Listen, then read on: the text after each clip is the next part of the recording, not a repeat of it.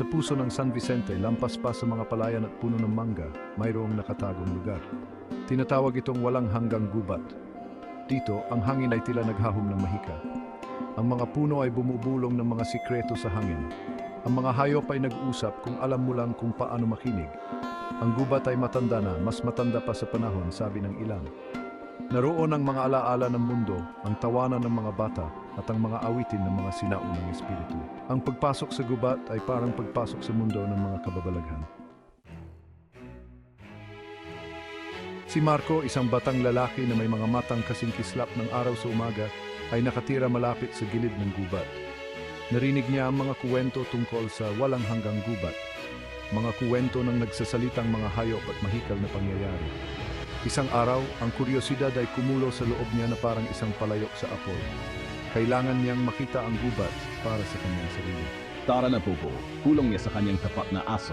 Si Bobo, isang malambot at puting bolang puno ng enerhiya, ay masayang ikinumpas ang kanyang buntot. Magkasama, palihim silang lumabas sa hangganan ng baryo at pumasok sa malamig na yakap ng gubat.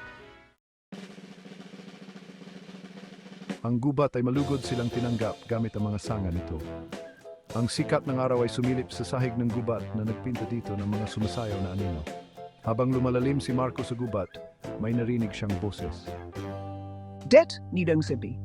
Isang maliit at kulubot na pagong na may mga matang parang makintab na bato ang nakaupo sa isang batong nababalutan ng lumot.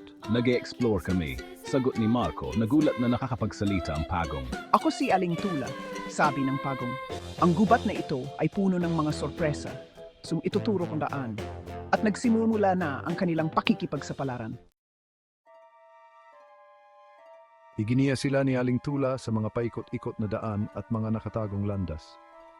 Ipinakita niya sa kanila ang mga punong kumikinang sa iba't ibang kulay at mga bulaklak na namumulaklak lamang sa ilalim ng liwanag ng buwan.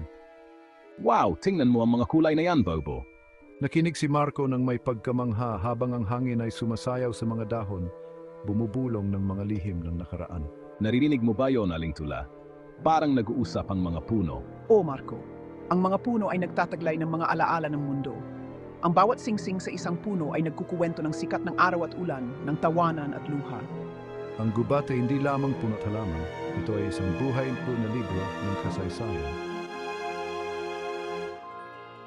Sa wakas, nakarating sila sa isang clearing na naliligo sa ginintuang liwanag.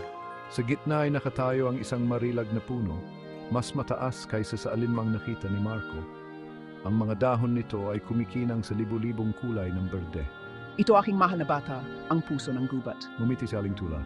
Sinasabing ang punong ito ay nagbibigay ng mga kahilingan, ngunit sa mga taong may malinis na puso at tunay na pagmamahal sa kagubatan lamang. Ang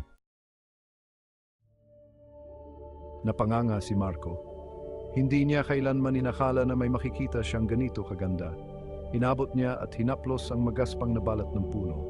Isang pakiramdam ng kapayapaan at pagmamahal ang bumalot sa kanya. Napagtanto niya na ang tunay na mahika ay wala sa pagbibigay ng mga kahilingan, kundi nasa gubat mismo. post, ingnan ay bundabas. Habang naglalakad pabalik si Marco at Bobo sa gubat, ang kamay ay nasa likod ng kanyang mabalahibong kaibigan. Alam niyang hindi niya malilimutan ang pakikipagsapalaran na ito.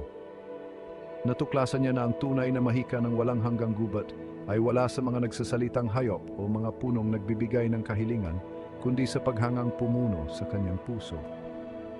At yon, alam niya, ay isang mahika na maaari niyang dalhin saan man siya magpunta.